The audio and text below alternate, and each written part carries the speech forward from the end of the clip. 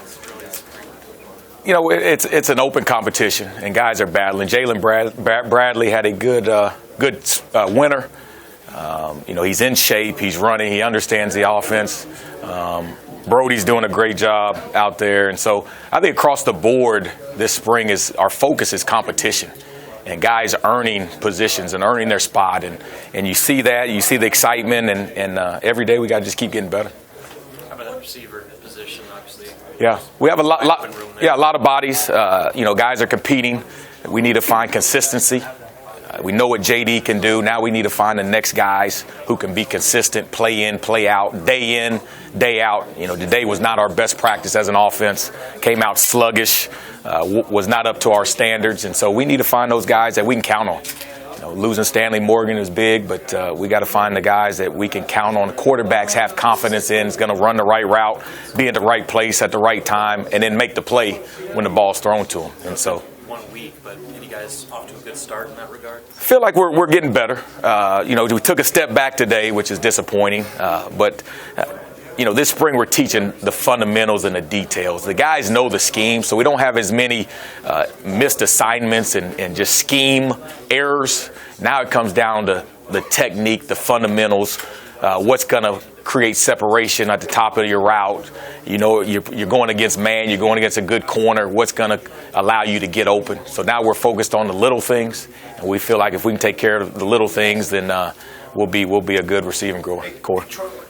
Williams was just over there and said what held him back last year was his block. Yeah. His lack of block. Yeah. What have you seen so far? I know you probably haven't been in contact much. Yeah. But what do you expect out of him this year? Yeah, I told him from day one that what's going to keep him off the field is his blocking, is his physicality. We're not going to put guys on the outside that are not going to block, that are not going to be physical. And it's not so much he has the want to. Now it's just, and as a little guy, you've got to trust your technique. He's one of the strongest guys on the team. So he's got to trust that, trust the work he's put in the off season, and go out there and be a dog on the perimeter.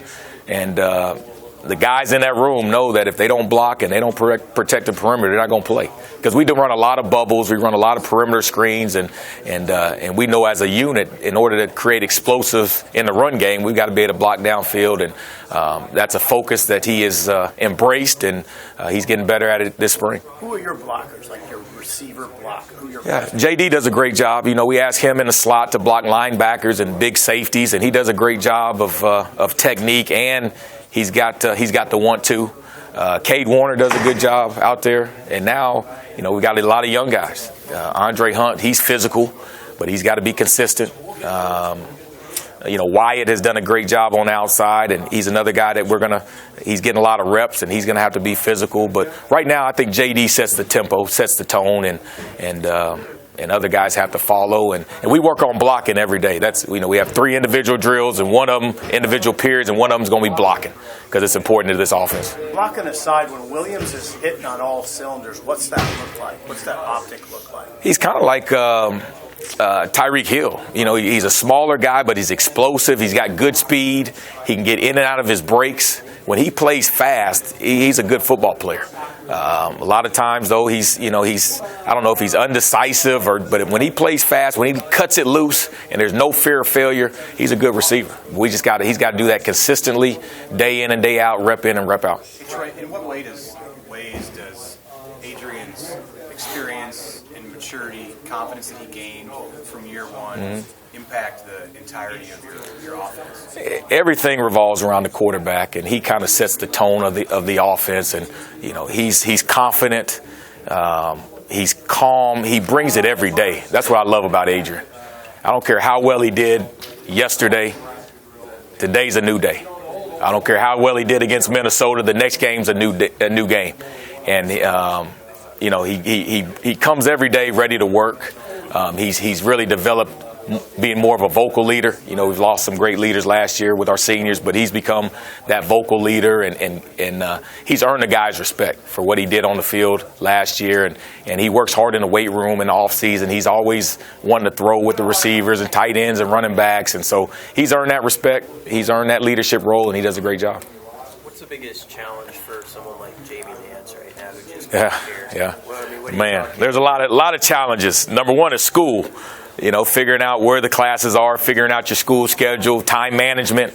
I mean, it's a change. I know if I would have gone to college early last semester, my senior year, who knows what I would have been like. But he's done a great job taking care of business in the classroom, and then just understanding schemes. The guys are a year ahead of him, and so he's got to be able to process and learn the plays first. And then once he gets the plays down, then he can play fast, because he's one of the more explosive guys that we have on the team. But because he's still processing the scheme and the plays, he's not playing as fast as we'd like to. But that'll come.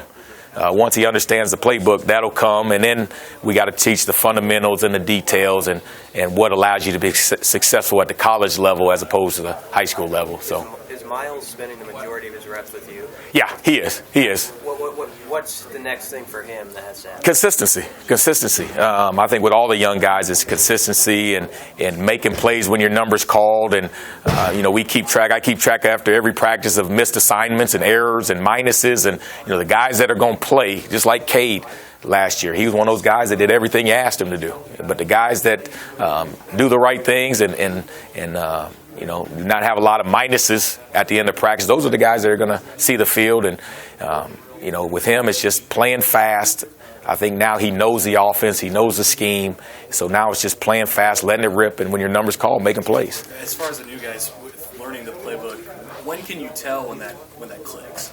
Is there like a moment or? When they play fast. When they're able to utilize their athletic ability on the field. A lot of times guys are kind of going half speed, 3/4 speed, because they're still trying to process the play, process where they are, what they have to do, what their assignment is. But when guys are able to cut it loose and play fast, then okay, they've got the assignment part down. Now it's playing fast, and now it's the fundamentals and the detail and the technique part of it. Good. All right, good seeing y'all. Thanks.